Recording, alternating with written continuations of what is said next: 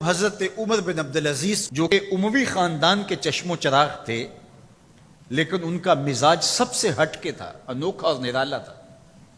سلیمان نے ساری زندگی تخت و تاج کی بسر کرنے کے بعد سوچا کہ میں ان کو اپنا نائب بناؤں۔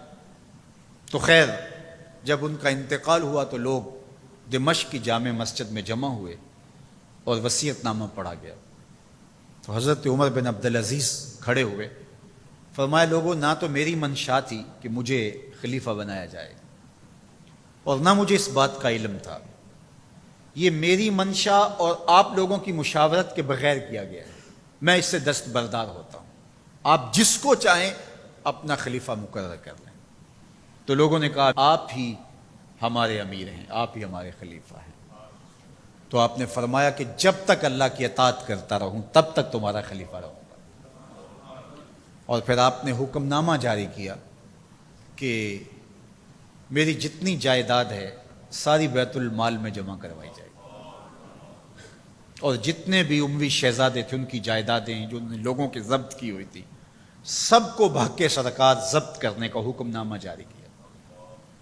مسجد سے باہر نکلے تو آپ کے لیے شاہی سواری لائے گی، فرمایا میرا خچر کافی ہے میرے لیے۔ گھر پہنچے تو اپنی بیوی فاطمہ بنت عبد الملک سے کہا، جو بادشاہ کی بیٹی ہے، بادشاہ کی پوتی ہے اور 4 بادشاہوں کی بہن ہے، ناز و نعم میں پلی ہوئی ہے، کہا اگر میرے ساتھ تم رہنا چاہو تو تمہیں اپنے سارے زیورات، زر و جواہر، سارا مال بیت المال میں جمع کروانا ہوگا اور فقیرانہ زندگی بسر کرنا ہوگی۔ اب اس پاک باز خاتون نے کہا کہ میں اس کے لیے تیار ہوں، میں فقیری کی زندگی کو ترجیح دیتی ہوں۔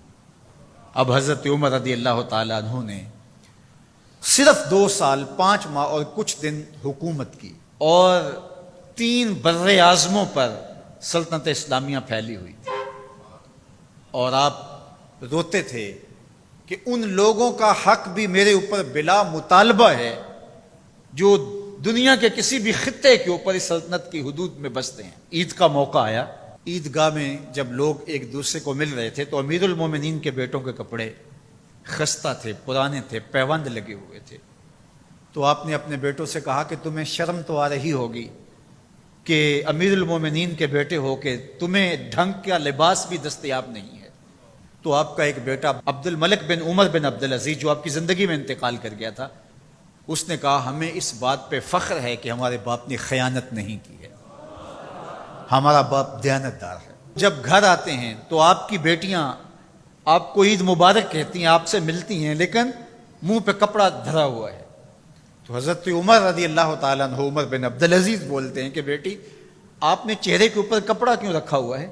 تو وہ کہتی ہیں ہم نے کچے پیاز سے آج کھانا کھایا ہے، تو اس لیے ہم نے کپڑا رکھا ہے کہ آپ اس کی سمیل محسوس نہ کریں۔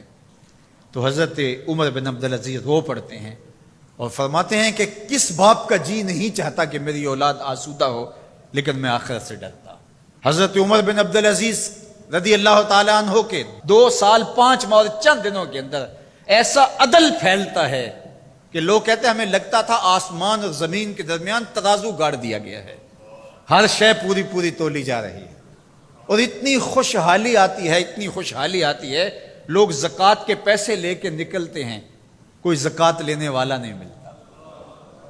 ایک علاقے کے لوگ حضرت عمر بن عبدالعزیز کو خط لکھتے ہیں کہ حضرت زکوٰۃ کا کیا کریں؟ فرمایا غریبوں کو دے۔ کہا کوئی غریب رہا ہی نہیں۔ تو کہا کہ اچھا آپ اس طرح کریں کہ جن کی شادیاں نہیں ہوئی ان کا مہر ادا کر کے شادیاں کروا دیں۔ تو وہ جواب میں لکھتا ہے یہ بھی ہو چکا۔ تو کہا لوگوں کو قرضہ دے دیں۔ کہا کسی کو قرضے کی ضرورت ہی نہیں ہے۔ تو پھر فرماتے ہیں اچھا غیر مسلموں کو قرضہ دیں تاکہ وہ کھیتی باڑی کر کے زراعت کے کام کو بڑھائیں۔ یہ عمر بن عبدالعزیز کا دور ہے۔ عدل پھیلا، نور پھیلا، روشنی پھیلی۔ شہزادگی کی زندگی سے ایک دم اپنے آپ کو ایک چھوٹے سے کٹیا کے اندر محدود کر لیا۔ اللہ اکبر۔ حضرت عمر بن عبدالعزیز رضی اللہ تعالی عنہ مسلمانوں کے نامور خلیفہ ہے، اور ان کو ان کے عدل، ان کے انصاف، ان کی سادگی اور ان کی زندگی کے اس خوبصورت طرز کی وجہ سے عمر ثانی کہا جاتا ہے۔